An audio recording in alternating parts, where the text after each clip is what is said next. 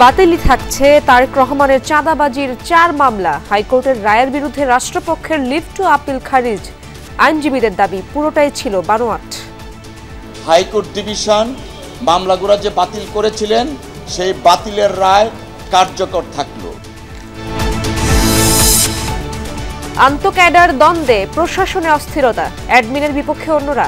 গোড়ায় সমাধান না হলে ফিরবে না শৃঙ্খলা, বলছেন সাবেক কর্মকর্তারা।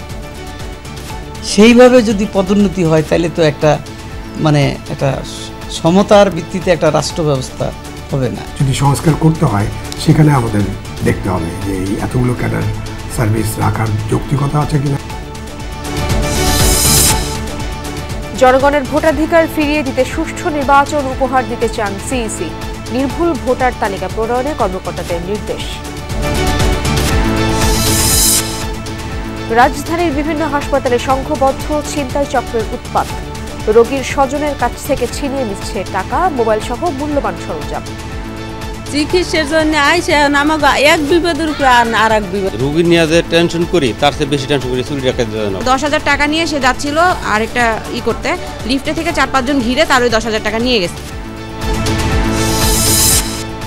3.5 মাসেও দুর্বল ব্যাংকের সম্পদ মূল্যায়ন শুরু করতে পারেনি টাস্ক ফোর্স। অর্থ সহায়তা দেয়াকে অন্ধকারে ঢিল ছোড়া বলছেন বিশ্লেষকরা।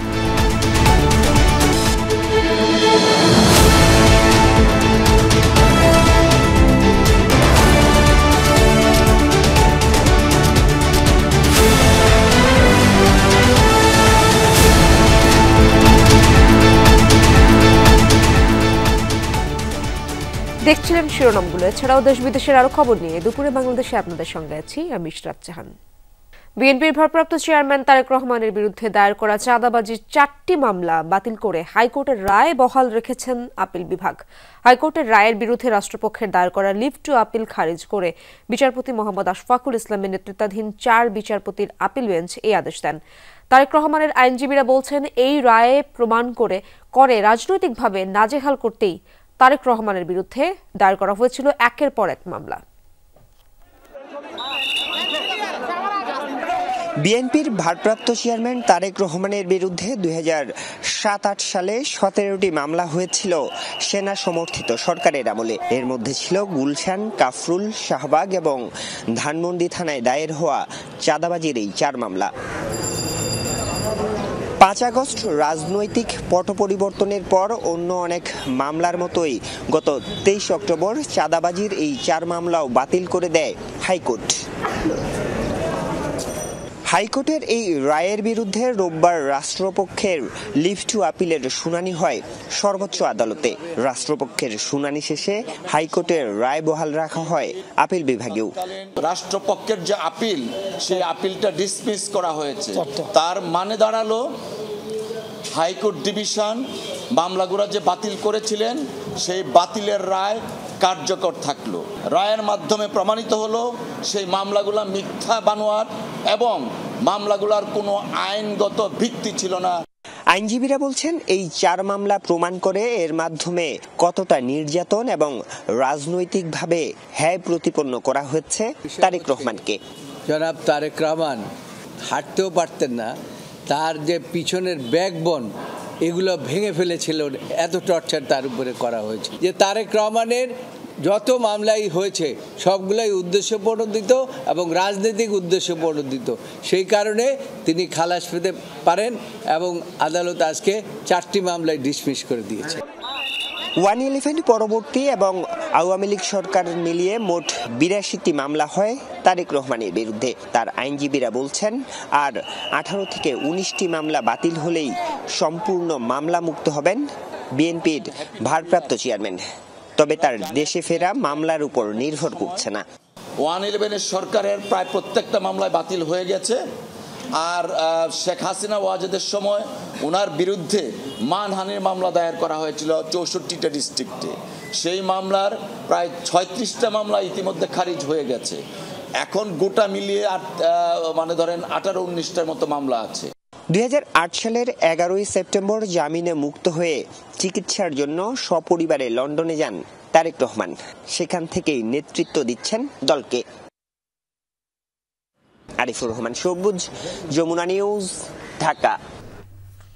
পদ আর পদোন্নতি নিয়ে আন্তঃক্যাডার দ্বন্দ্ব এখন প্রকাশ্যে। দাবি আদায়ে কলম বিরতি সভা, জমায়েতের মতো কর্মসূচিও পালিত হচ্ছে। সেখানে কর্মরতদের বক্তব্য, অনেক ক্ষেত্রেই লঙ্ঘন হচ্ছে সরকারি কর্মচারী আচরণবিধি। সরকারও এসব বিবেচনায় নিয়ে দিয়েছে সতর্কীকরণ বিজ্ঞপ্তি। তবে গোড়ায় সমাধান না করে শুধু বিজ্ঞপ্তিতে সংকট কাটবে না বলে মনে করছেন সাবেক কর্মকর্তারা। শাকিল হাসানের রিপোর্টে বিস্তারিত। আন্তঃক্যাডার দ্বন্দ্ব নতুন নয়, তবে গত 17 ডিসেম্বর জনপ্রশাসন সংস্কার কমিশনের সংবাদ সম্মেলনে উপসচিব পদে কোটা এবং পদোন্নতিতে পরীক্ষা ব্যবস্থা রাখার প্রস্তাবের বিষয়টি জানানোর পর তা রীতিমতো প্রকাশ্য রূপ নেয়। পরীক্ষার মাধ্যমে হবে, একই পরীক্ষা হবে, কিন্তু বিসিএস ক্যাডারের তার রিজার্ভেশন আছে। কমিশনের প্রস্তাবের বিরোধিতা করে পরস্পর বিরোধী অবস্থান নেয় অ্যাডমিন ক্যাডার এবং বাকি 25 ক্যাডার কর্মকর্তারা। অ্যাডমিন ক্যাডার বলছে পদোন্নতিতে পরীক্ষা নয় এবং উপসচিব পদের শতভাগ তাদের জন্য রাখতে হবে।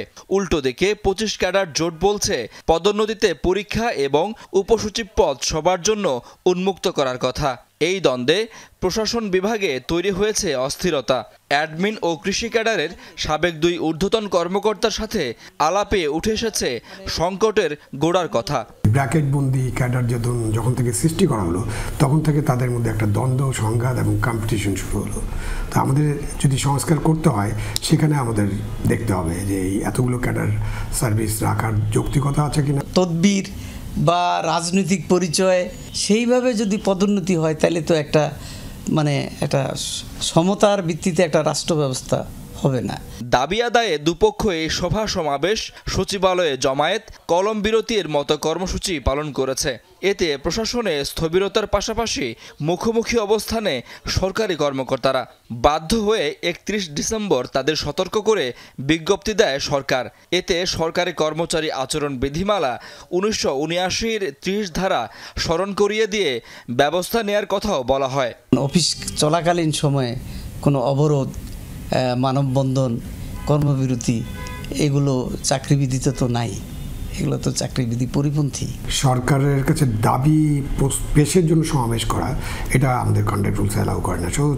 চাকরিবিধির সীমারেখা লঙ্ঘন হবে। রাষ্ট্র পরিচালনায় যেখানে সব ক্যাডার একে অপরের পরিপূরক, সেখানে এমন প্রকাশ্য মুখোমুখি অবস্থান। সংকট কাটানোর উপায় বাতলে দিলেন সাবেকরা। এটা হলো ডিএস পুল। এখানে প্রশাসনের লোকও এখন যেভাবে আসতে পারতেছে, কৃষি ক্যাডার থেকেও যাচ্ছে, অন্য ক্যাডার থেকেও যাচ্ছে, এটা সবার জন্য উন্মুক্ত থাকবে। এখানে পরিষ্কার সরকার বলতে পারে যে এরকম অনেক সুপারিশ আসবে, আমরা ভবিষ্যতে যখন সুপারিশগুলো বিবেচনা করব, তখন আপনাদের সকলের সাথে, অংশীজনদের সাথে আলাপ আলোচনা করেই আমরা সুপারিশের ব্যাপারে পদক্ষেপ গ্রহণ করব। স্টিল ফ্রেম একটা সিভিল সার্ভিস দরকার, যারা দক্ষ, মেধাবী, পেশাদার, দলনিরপেক্ষ হবেন। সাবেক 2 কর্মকর্তাই বলছেন, কল্যাণমূলক রাষ্ট্র গড়তে এবং সেবা মানুষের কাছে পৌঁছে দিতে দক্ষ ও পেশাদার কর্মকর্তার বিকল্প নেই। যোগ্যদের বাছাই করতে সঠিক কৌশল প্রণয়ন করতে হবে সরকারকেই। শাকিল হাসান, যমুনা নিউজ, ঢাকা। মানুষের ভোটাধিকার ফিরিয়ে দিতে এবং জাতিকে সুষ্ঠু নিরপেক্ষ নির্বাচন উপহার দিতে প্রতিজ্ঞাবদ্ধ ইসি, এমনটাই বললেন প্রধান নির্বাচন কমিশনার এএমএম নাসির উদ্দিন। তার মন্তব্য, গত 15 বছর ধরে নির্বাচন কলুষিত হয়েছে। জানান, ভোটারদের আস্থায় আনতে প্রয়োজনীয় সবকিছুই করবে কমিশন। জনগণের প্রত্যাশা পূরণে কর্মকর্তাদের স্বচ্ছতার সাথে কাজ করার নির্দেশ দিয়েছেন সিইসি। গেল বৃহস্পতিবার খসড়া ভোটার তালিকা প্রকাশ করে নির্বাচন কমিশন। নতুন 18 লাখ ভোটারের নাম লিপিবদ্ধ হয়েছে তালিকায়। স্বচ্ছতা আনতে এবার প্রত্যেক ভোটারের তথ্য যাচাই বাছাই করা হবে। 20 জানুয়ারি থেকে বাড়ি বাড়ি গিয়ে শুরু হবে হালনাগাদ কার্যক্রম। আমি আমার বর্তমান অবস্থান থেকে এরই ধারাবাহিকতায় কর্মকর্তাদের প্রশিক্ষণের আয়োজন করেছে ইসি।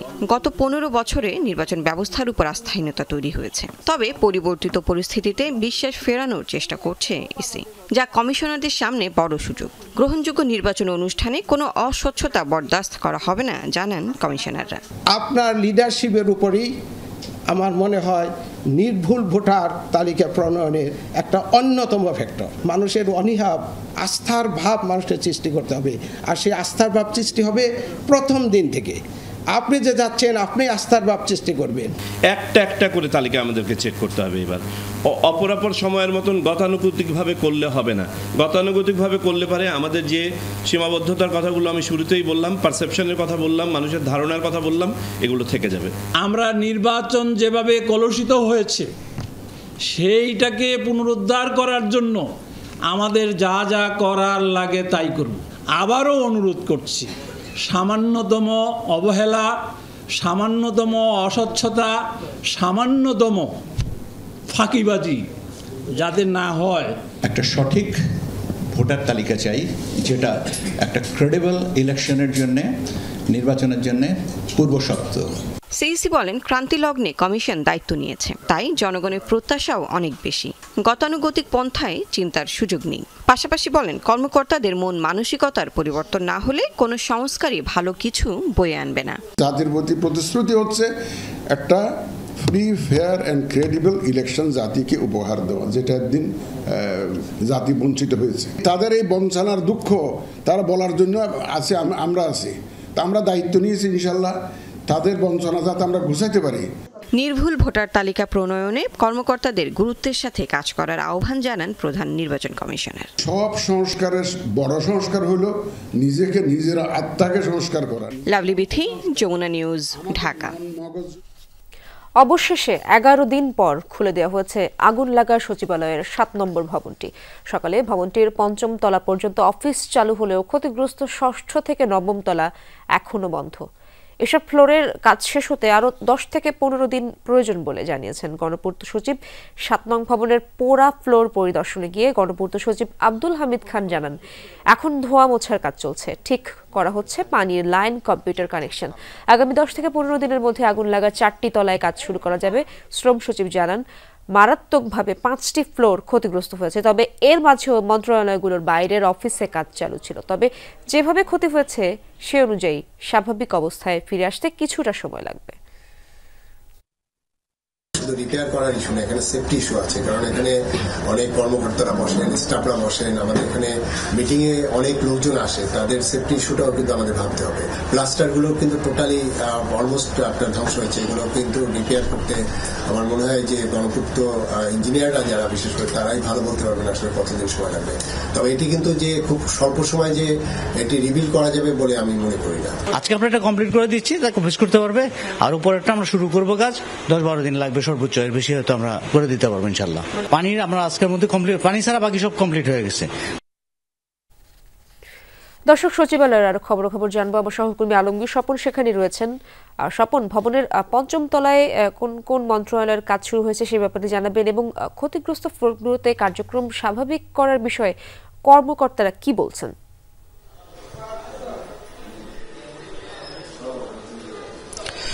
যেটি হলো আপনার 7 নম্বর ভবনের যে নিচ থেকে 5ম তলা পর্যন্ত আর্থিক প্রতিষ্ঠান বিভাগ, স্থানীয় সরকার মন্ত্রণালয়ের একটি ফ্লোর আছে, শ্রম মন্ত্রণালয়ের একটি ফ্লোর আছে। এই সব ফ্লোরে আপনার কার্যক্রম শুরু হয়েছে, কিন্তু স্বাভাবিক যে কার্যক্রম সেটি এখনো শুরু হয়নি, কারণ এখনো এখানে ইন্টারনেটের যে যোগাযোগ, তারপরে আপনার পানি নিয়ে যে যোগাযোগ, পানির যে ব্যবস্থা, তারপরে এগুলো কিন্তু এখানে এখনো চালু হয় নাই। ফলে কর্মচারীরা অফিস করছেন, কিন্তু এই অফিস করছেন কিন্তু তাদের যে কার্যক্রম সেটি এখনো পূর্ণাঙ্গভাবে শুরু হয়নি। আমরা যদি বলি, আপনি এখানে দেখতে পাচ্ছেন যে তারা এর বাইরে কিন্তু তারা আগুন লাগার যে 11 দিন, সেই 11 দিনে কিন্তু আপনার যেটি হলো যে তারা যে দপ্তর অধিদপ্তর আছে সেসব জায়গায় অফিস করেছেন। আর যদি আমরা যেই এই 7 তলা ভবনের যেসব জায়গায় আপনার যেই বেশি ক্ষতিগ্রস্ত হয়েছে, বিশেষ করে স্থানীয় সরকার মন্ত্রণালয়, তারপরে টেলিযোগাযোগ মন্ত্রণালয়, সড়ক পরিবহন মন্ত্রণালয়, যুব ক্রীড়া মন্ত্রণালয়, যে 5টি ফ্লোর আপনি দেখতে পাচ্ছেন যে এখানে পুলিশ এখানে আছে। এইসব ফ্লোরে যেসব সবচেয়ে বেশি ক্ষতিগ্রস্ত সেখানে উঠতে দিচ্ছে না পুলিশ, তো কেননা সেখানে এখন আপনার তদন্তর স্বার্থে প্লাস সেখানে রিপেয়ারিং এর কিছু কাজ চলছে বলে আমাদের জানিয়েছেন এখানকার যার দায়িত্বে আছেন তারা। তো সেই জায়গা থেকে আমরা এখানে উপরে উঠতে পারছি না। তো আমরা গণপূর্ত সচিবের সাথে কথা বলেছিলাম, গণপূর্ত সচিব আমাদের জানিয়েছেন উপরের যে 5টি যেই ভবন, যেই ফ্লোরগুলো বেশি ক্ষতি হয়েছে সেই ফ্লোরগুলো স্বাভাবিক অবস্থায় ফিরিয়ে আনতে তিনি বলছেন যে 12 থেকে 15 দিন সময় লাগতে পারে। তবে আমরা অন্যদের সাথে কথা বলেছি বলে যেভাবে তারা বলছেন যেভাবে ক্ষতিগ্রস্ত হয়েছে তাতে আরো বেশি সময় লাগতে পারে বলে তারা আমাদের ধারণা দিয়েছেন। স্বপন, অনেক ধন্যবাদ আপনাকে। চাকরিতে পুনর্বহালের দাবিতে অবস্থান কর্মসূচি পালন করেছে অব্যাহতিপ্রাপ্ত 40তম সাব ইন্সপেক্টর 2023 ব্যাচ। সকালে রাজধানীর 0 পয়েন্ট এলাকায় এই কর্মসূচি পালন করেন তারা। জানান, অন্যায়ভাবে শৃঙ্খলা ভঙ্গের অভিযোগ আনা হয় তাদের বিরুদ্ধে, এরই জেরে চাকরি থেকে অব্যাহতি দেওয়া হয়েছে। জানান, স্বরাষ্ট্র মন্ত্রণালয় সহ গুরুত্বপূর্ণ সব দপ্তরে স্মারকলিপি দিয়েও কোনো সাড়া না পেয়ে রাস্তায় অবস্থান নিয়েছেন তারা। জানান, তদন্ত সাপেক্ষে চাকরিতে পুনর্বহালের দাবি। এর আগে শৃঙ্খলা ভঙ্গের দায়ে রাজশাহীর সারদা পুলিশ একাডেমিতে 40তম ব্যাচের প্রশিক্ষণ শেষ হওয়ার মাত্র এক মাস আগে 321 জন ক্যাডেট সাব ইন্সপেক্টরকে অব্যাহতি দেওয়া হয়। নানা অযৌক্তিক, অন্যায় এবং খোরা যুক্তি দিয়ে ক্লাসে বিশৃঙ্খলা, মাঠে বিশৃঙ্খলা, ক্লাসে একজনের সাথে কথা বলা, এরকম নানা অযৌক্তিক, অন্যায় এবং বৈষম্যমূলক কারণ দেখে আমাদেরকে অব্যাহতি দেওয়া হয়েছে। সে বাড়ি থেকে টাকা এনে, ধার করে টাকা এনে ট্রেনিং করেছে। কেন করেছে? সে যখন চাকরিতে বহাল হবে তখন সে তার পরিবারের হাল ধরবে। আমাদের একটাই দাবি, আমাদের হয় পুনর্বহাল নিক, নয় আমাদের চাকরিতে যোগদান করা। আজকের মধ্যে সব প্রাথমিকের বই বিতরণের যে লক্ষ্যমাত্রা ছিল তা পূরণ করতে পারল না সরকার। ঘোষণা অনুযায়ী 20 জানুয়ারির মধ্যে সব শ্রেণীর বই দেয়া যাবে কিনা তাতেও রয়েছে সন্দেহ। জাতীয় শিক্ষাক্রম ও পাঠ্যপুস্তক বোর্ড এনসিটিবি বলছে, মুদ্রণকারী প্রতিষ্ঠানগুলো আগের মতো যেন তেন মানের বই গুছিয়ে দেওয়ার চেষ্টা করে ব্যর্থ। সে কারণেই এই বিলম্ব। এনসিটিবির এই দাবির সত্যতা খুঁজেছেন আলামিন হক অহন, ক্যামেরায় ছিলেন SRS আলী। এনসিটিবির কর্মকর্তা অধ্যাপক ডক্টর রিয়াদ চৌধুরীকে এভাবেই ঘিরে আছেন এই বছরের বই মুদ্রণকারী প্রতিষ্ঠানের কিছু লোকজন। নানা অজুহাত দেখিয়ে বই মুদ্রণে আরও সময় চাইছেন তারা, কিন্তু রিয়াদ চৌধুরী সাফ জানিয়ে দিলেন নির্ধারিত সময়ের মধ্যেই বই চায় সরকার। অধিকাংশ কারখানাতেই বই ছাপানোর তোড়জোড়, তবে ব্যতিক্রমও আছে। প্রিন্টার্স মালিকরা এনসিটিবিকে জানিয়েছিল তাদের কারখানাগুলোতে রাত দিন 24 ঘন্টা কাজ চলছে, তবে মাতোয়ালির এই প্রিন্টার্সে এসে আমরা দেখতে পাই এটি বন্ধ রয়েছে, যে কারণে বই বিতরণের সরকারের যে লক্ষ্যমাত্রা সেটি শেষ পর্যন্ত নির্দিষ্ট সময়ে পূরণ হবে কিনা তা নিয়ে বেশ সন্দেহ রয়েছে। আগের বছরগুলোতে কাজ করা শ্রমিকরাই এখনও আছেন কারখানাগুলোতে। তারা বলছেন এবার বইয়ের মানে কোনো ছাড় দেয়া হচ্ছে না। ভালো মানের কাগজ কারখানায় আনতে বিলম্ব করায় কাজও দেরিতে শুরু হয়েছে। 10 বছরে আমরা কাগজ পাই না। হাসিনার আমলে সব কাগজ আমি দেখি নাই। এর চেয়ে ছাপার মান আরো কত খারাপ ছিল। আমরা যেগুলি ফালাই দিছি অন্য নগরে এগুলো ছাপা দিছে। এই যে এতটুকু পাইতে না, এই পাতলা থাকতো, এই মানে পুরা ফরম্যাটটা এই সিঙ্গেলে থাকতো। আর এখন মনে হয়তো কত মোটা 70 গ্রামের কথা কয়ে দিত 60 গ্রাম, নয়তো 40 গ্রাম এরকম কাগজ চালাইতো। প্রতিদিনই এনসিটিবির কর্মকর্তারা এসব কারখানায় তদারকি করছেন। বইয়ের মান ঠিকঠাক না হওয়ায় মুদ্রণকারী প্রতিষ্ঠানকে কয়েক লাখ বই ফিরিয়ে দেওয়ার ঘটনাও ঘটেছে। সেসব বই ফের নতুন করে ছাপাতে হচ্ছে অনেক প্রেস মালিককে। 22 দিন টাইম, এটা রিটেন্ডারের কাজ। এখন আমি এই বইটা পুরা টোটাল লটটা 7 তারিখের মধ্যে ডেলিভারি কমপ্লিট করতে পারবো। 60 জায়গায় 60 কম দিয়েও ছাপা গেছে, এবার তো 80 70। এনসিটিবি বলছে টেন্ডার নেওয়ার সময় যে সময় বই দেওয়ার প্রতিশ্রুতি ছিল তা এবার পারছেন না। নতুন করে ভালো মানের কাগজ সংগ্রহ করতে হচ্ছে তাদের। যেন তেনভাবেই যেন বই ছাপা হয় এবং একটা চাপ তৈরি করার চেষ্টা করে। পূর্বের বছরগুলিতেও এটা করেছিল এবং পূর্বে যারা এনসিটিবি পরিচালনা করেছেন তারা এই দাবির প্রতি নতি স্বীকার করে নিম্নমানের কাগজে, নিম্নমানের বাধায়ে বই তারা দিয়েছিল বা বাধ্য হয়েছিল বা একটা নেগোসিয়েশনের মধ্যে দিয়ে গিয়েছিল। 2024 ও 2025 সালের তৃতীয় শ্রেণীর দুটি বই পাশাপাশি রেখে দেখতে চাই আমরা। পার্থক্য স্পষ্ট। 2025-এর বইগুলো যেমন ভারী তেমন উজ্জ্বল। কাগজের মানে ছাড় দিলে সময়সীমা রক্ষা করা যেত বলে দাবি এনসিটিবির। মুদ্রণকারী প্রতিষ্ঠান কে কোন জেলায় বই পাঠাবে তা টেন্ডার প্রক্রিয়ার সময়ই ঠিক করে দেয়া হয়। তাই প্রতিশ্রুতি অনুযায়ী মান ঠিকঠাক রেখে যে আগে বই ছাপাতে পারছেন সেই প্রতিষ্ঠানের নির্ধারিত জেলায় আগে যাচ্ছে বই। আলামিন হক অহন, যমুনা নিউজ, ঢাকা। শুধু সড়ক বা বাসাবাড়িতেই নয়, চুরি ছিনতাই হচ্ছে রাজধানীর বিভিন্ন হাসপাতালে। প্রতিনিয়ত রাতের আধারে রোগীর স্বজনের কাছ থেকে টাকা, মোবাইল সহ মূল্যবান জিনিসপত্র হাতিয়ে নেয় চক্রগুলো। রোগীর চিকিৎসা নিয়ে দুশ্চিন্তার পাশাপাশি এমন অপরাধকে মরার উপর খাড়ার ঘা হিসেবেই দেখছেন স্বজনরা। সহকর্মী জিহাদ ইসলামের ক্যামেরায় রাজীব আহমেদের প্রতিবেদনে বিস্তারিত। পটুয়াখালী থেকে অসুস্থ স্বামীকে নিয়ে ঢাকায় এসেছেন মাসুমা বেগম। ভর্তি করেছেন সোহরাওয়ার্দী মেডিকেলের আইসিইউতে। স্বামীর শারীরিক অবস্থা নিয়ে যখন দুশ্চিন্তা, তখন হাসপাতাল থেকেই চুরি হয়ে যায় মাসুমার মোবাইল ফোন। এরপর থেকেই যোগাযোগ বিচ্ছিন্ন পরিবারের সাথে। চিকিৎসার জন্য আইসে আমাকে এক বিপদের উপরে আর এক বিপদ, তাহলে আমরা দুইটা টেনশন করতে আছি যে বাবা অসুস্থ, ওদের ছেলের মোবাইলটাও লই গেলেন, আমাকে দুইটা টেনশন। কিন্তু সিসি ক্যামেরা ওই ভেঙে ওই ঝুলে রাখছে। ওই একটা হসপিটাল, এত বড় নাম করে একটা হসপিটাল আছে, শুধু এই আত্মীয় স্বজন যারা আছে ফ্যামিলি সবাই আমার এই নাম্বারই ফোন দেয়, কেউ পাইতেছে না। আমি বাইরে গেলে আমার বাবার একটা সমস্যা হলে ওই জায়গা দিয়ে আমার যে জানাইবে ওই খবরটা দেওয়ার মতো আমার আম্মুর যে আমার যে ফোন দিয়ে জানাবে ওইটা নাই আমার কাছে। হাসপাতালে চুরি ছিনতাইয়ের এমন ঘটনায় হতবাক কক্সবাজার থেকে আসা জামাল হোসেন। রোগীর সেবা বাদ দিয়ে এখন তার সাথে থাকা টাকা ও মূল্যবান জিনিসপত্র পাহারা দিতে নির্ঘুম রাত কাটে তার। রোগী নিয়ে যে টেনশন করি তার চেয়ে বেশি টেনশন করি চুরি রাখা আইসির ভিতরে ঢুকছি, কারণ ওই সময় তো মোবাইলের খেয়াল নেই। পরে আবার দৌড় দিয়ে আইসি, হ্যাঁ মোবাইলটা নিয়ে গেল কিনা, এরকম একটা আতঙ্কের ভিতরে সারাক্ষণ থাকা লাগে। প্রায় প্রতিদিনই এ হাসপাতাল থেকে মানুষের মূল্যবান জিনিসপত্র চুরি হচ্ছে। হাসপাতালের অন্ধকার স্থানে ধারালো অস্ত্রের ভয় দেখিয়ে ছিনতাইয়ের ঘটনাও ঘটেছে হরহামেশাই। একজন ছুরি ধরে একজনকে আর কি মোবাইল টোবাইল নিচ্ছে এবং আমাকে দেখা ধর বলছে, আমি দৌড় দিয়ে চলে আসছি। 10,000 টাকা নিয়ে সে যাচ্ছিল আর একটা করতে, লিফটে থেকে 4-5 জন ঘিরে তার ওই 10,000 টাকা নিয়ে গেছে। কানের দুল টান মেরে ছিঁড়ে নিয়ে গেছে। উনি তো আর বয়স্ক মানুষ, দৌড়ে তো ধরার সুযোগ নেই। আমার ওয়াইফের ফোনটা কালকে রাত্রে আসছে, আসার পরে নিয়ে গেছে। রাজধানীর এই মেডিকেলে প্রতিদিন গড়ে 20,000 রোগী চিকিৎসা সেবা নিয়ে থাকে, যার মধ্যে বেশিরভাগই নিম্ন ও মধ্যবিত্ত। জনগুরুত্বপূর্ণ এমন জায়গা থেকে একের পর এক চুরি ছিনতাইয়ের ঘটনায় উদ্বিগ্ন সবাই। আইসিইউ থেকে 2টা ফোন চুরি হয়ে গেছে। বাথরুমে গেছি, এই সময়ের ভিতরে মোবাইলটা নিয়ে গেছে। আপনি যখন ঘুমাতে যাবেন আপনাকে মোবাইলটা পর্যন্ত পকেটে রেখে ঘুমাতে হচ্ছে। আপনি এতটাই ইনসিকিউর ফিল করতে হবে আপনাকে এখানে। সিকিউরিটি গার্ডের গাফলতি আছে না, ওদের হাত আছে এর পিছনে, কারণ হাত না থাকলে এগুলো কার্যকলাপ হইতে পারে না। হাসপাতাল ঘুরে দেখা গেল বেশিরভাগ সিসি ক্যামেরাই ভাঙা ও নষ্ট। কর্তৃপক্ষ বলছে চুরি ছিনতাইয়ের ঘটনা তদন্ত করে ব্যবস্থা নেওয়া হবে। হাসপাতালের অভ্যন্তরে কিছু চুরির পরিমাণ বেড়ে গেছে। আমরা আমাদের আনসার কমান্ডারকে ডেকে এই বিষয়ে জিরো টলারেন্সের নীতি অবলম্বন করেছি। আমরা খুব দ্রুত পুরো হসপিটাল সিসি ক্যামেরার আওতায় নিয়ে আসবো। রোগীদের অভ্যন্তরীণ নিরাপত্তা রক্ষার আমার একটা দায় আছে, সেই ক্ষেত্রে আমরা সম্পূর্ণভাবে সজাগ আছি। সব মিলে আমাদের হসপিটালের নিরাপত্তা ব্যবস্থাকে আমরা নতুন করে ঢেলে সাজাতে চাই। শেরেবাংলানগর থানায় খোঁজ নিয়ে জানা গেছে গত ডিসেম্বরের আশপাশের হাসপাতাল থেকে মোবাইল চুরির ঘটনায় জিডি হয়েছে প্রায় 4 শতাধিক, মামলা হয়েছে 6টি। যারা কর্তৃপক্ষ রয়েছেন তারাও যদি একটু তাদের আভ্যন্তরীণ নিরাপত্তা একটু জোরদার করেন তাহলে অনেকাংশে এইসব ঘটনা এড়ানো সম্ভব হবে।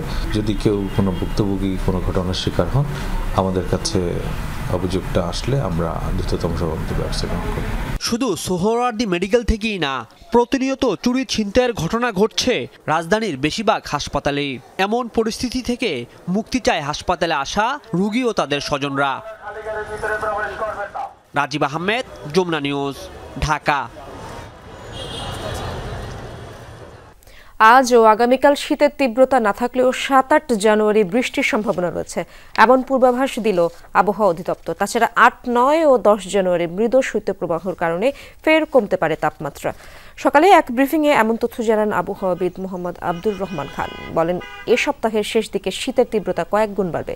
সকালে রাজধানীর তাপমাত্রা ছিল 15 ডিগ্রি সেলসিয়াস, দিনে সেটা 17 ডিগ্রি সেলসিয়াস পর্যন্ত থাকতে পারে, এমনটাও জানান তিনি। এদিকে টানা কয়েকদিনের কুয়াশার চাদর সরিয়ে সূর্যের দেখা মিলেছে রাজধানীতে। নগর জীবনে কিছুটা স্বস্তি ফিরেছে, সড়কে মানুষ ও যানবাহনের উপস্থিতিও বেড়েছে কয়েক গুণ। দিনমজুররা বলছেন, গত কয়েকদিন শীতের তীব্রতায় কাজ করতে অনেক কষ্ট পোহাতে হচ্ছে, তবে আজ ঠান্ডা কমায় স্বস্তি বোধ করছেন তারা। তবে উত্তরের জেলাগুলোয় আজও এক অঙ্কের ঘরে তাপমাত্রার পারদ। গত শীতের থেকে এখন একটু কম, কুয়াশাটা বেশি। আজকে মোটামুটি শীতের অবস্থানটা একটু কম, 2 দিন আগে যে বেশি ছিল আজকে অনেকটাই কম। রংপুর বিভাগ, সিলেট বিভাগ, ময়মনসিংহ বিভাগের কোথাও কোথাও হালকা, কোথাও কোথাও গুড়ি গুড়ি বৃষ্টিপাতের সম্ভাবনা আছে। আর ঢাকা সহ অন্য যে অঞ্চলগুলো আছে ওই সব অঞ্চলে আকাশ মেঘলা হয়ে যাওয়ার সম্ভাবনা আছে 7 এবং 8 তারিখে, অর্থাৎ জানুয়ারির 7 এবং 8 তারিখে এইসব অঞ্চলে মানে এই অবস্থা। শেয়ার কেনাবেচায় ব্যবহৃত সফটওয়্যারে কারিগরি ত্রুটি দেখা দেওয়ায় সপ্তাহের প্রথম দিন যথাসময়ে লেনদেন শুরু করতে পারেনি ঢাকা স্টক এক্সচেঞ্জ ডিএসই। বেলা 10টার পর ফ্লেক্স ট্রেড সফটওয়্যারের সমস্যা সমাধান করতে না পারায় ডিএসই কর্তৃপক্ষ লেনদেন স্থগিত করে 1.5 ঘন্টা পর শুরু হয় লেনদেন, চলবে 2:50 মিনিট পর্যন্ত। প্রতিষ্ঠানের জনসংযোগ বিভাগ বলছে, কারিগরি ত্রুটি সমাধানের পর আইটি টিম কার্যক্রম শুরু করেছে। ফ্লেক্স ট্রেড সফটওয়্যারের অর্ডার ম্যানেজমেন্ট সিস্টেমে সমস্যা দেখা দিয়েছিল। কার্যদিবসে লেনদেন শুরু হয় সকাল 10টায়, শেষ হয় 2:30টায়। চট্টগ্রাম স্টক এক্সচেঞ্জের লেনদেন যথারীতি চলছে। 3.5 মাসেও দুর্বল ব্যাংকের সম্পদ মূল্যায়ন করতে পারেনি ব্যাংকিং খাত সংস্কারে গঠিত টাস্ক ফোর্স। বিশ্লেষকরা বলছেন, সম্পদের গুণগত মান মূল্যায়ন ছাড়া এসব ব্যাংক পুনর্গঠন অসম্ভব। তারল্য সহায়তা দেওয়াও হবে অন্ধকারে ঢিল ছোড়ার মতো। টাস্ক ফোর্সের সদস্যরা জানিয়েছেন, চলতি মাসেই শুরু হবে দুর্বল ব্যাংকের সম্পদ মূল্যায়নের কাজ। এরই মধ্যে চূড়ান্ত করা হয়েছে কর্মপরিকল্পনা, নিয়োগ দেওয়া হয়েছে বিদেশি নিরীক্ষক। গেল কয়েক বছরে সবচেয়ে বেশি দুর্নীতি হয়েছে আর্থিক খাতে। লাগামহীন লুটপাটে খাদের কিনারে বেশ কয়েকটি বাণিজ্যিক ব্যাংক। শরিয়া ভিত্তিক ব্যাংকের অবস্থা সবচেয়ে খারাপ। পট পরিবর্তনের পর দায়িত্ব নিয়েই ব্যাংকিং খাত সংস্কারে তোড়জোড় শুরু করেন নতুন governor doctor Ahsan S Mansur. গঠন করা হয় 6 সদস্যের টাস্কফোর্স। এরপর 3.5 মাসেও দুর্বল ব্যাংকের সম্পদ মূল্যায়নের কাজ শুরু করতে পারেনি তারা। বিশ্লেষকরা বলছেন, সম্পদের মূল্যায়ন ছাড়া এসব ব্যাংক উদ্ধারে কোনো পরিকল্পনাই সফল হবে না। ঢাকঢোল পিটিয়ে টাস্কফোর্স করা হলো, বড় বড় কমিটমেন্ট করা হলো, এখন আসলে কিন্তু কার্যক্রমের গতিটা কিন্তু কমে গেছে। অ্যাসেট কোয়ালিটি এটা তো রিভিউ আপনাকে করতে হবে প্রথমত, before undertaking some sort of reform. এই যে আপনি রিফর্ম করবেন, ব্যাংকের অবস্থা না জেনে তো আর করা যাবে না। শুধু রিভিউ না, তাদের জন্য একটা রিকাভারি অ্যাসেসমেন্ট এবং রিকাভারি প্ল্যান তৈরি করে ফেলা উচিত ছিল বাই নাও। কারণ এই যে আমি টাকা ছাপিয়ে সাপোর্ট দিলাম বা অন্যান্যভাবে লিকুইডিটি সাপোর্ট দেওয়ার চেষ্টা করছি, সেটা যদি আমি আমার গেম প্ল্যানটা কি, আমার শেষ সুরঙ্গের শেষটা কোথায়, সেটা যদি আমি একটা আন্দাজ করতে না পারি, তাহলে তো অন্ধকারে ঢিল ছোড়ার মতো হয়ে যাচ্ছে। তাহলে আমি কতবার টাকা দিব, কতবার টাকা ছাপাবো। টাস্কফোর্স সদস্য ডক্টর জাহিদ হোসেন বলেন, সব জটিলতা কাটিয়ে জানুয়ারিতে দুর্বল ব্যাংকের সম্পদ মূল্যায়নের কাজ শুরু হচ্ছে। টার্মস অফ রেফারেন্স তৈরি করা, রিক্রুটমেন্ট করা, অর্থায়ন জোগাড় করা, বোর্ডের মিটিং ডেট, এই সব মিলেই দেরিটা হয়েছে। আরও ব্যাংকগুলো সিলেকশন করা, কাকে আমি আগে করব, কাকে পরে করব, এটার জন্য বিশ্বব্যাংকের সহায়তা কিছু স্ট্রেস টেস্টিং করা হয়েছে, যে সবচেয়ে বেশি দুর্দশাগ্রস্ত ইয়েগুলোকে চিহ্নিত করার জন্য। তো সেখানে তো কিছু সময় লেগেছে, এখন জানুয়ারিতে এটা হবে। ডক্টর জাহিদ বলেন, সম্পদ মূল্যায়নের ক্ষেত্রে দুর্বল ব্যাংকের আর্থিক বিবরণীর প্রতিটা বিষয়ই খতিয়ে দেখা হবে। মূল্যায়ন করা হবে খেলাপি ঋণ এবং ঋণের বিপরীতে নেওয়া জামানতও।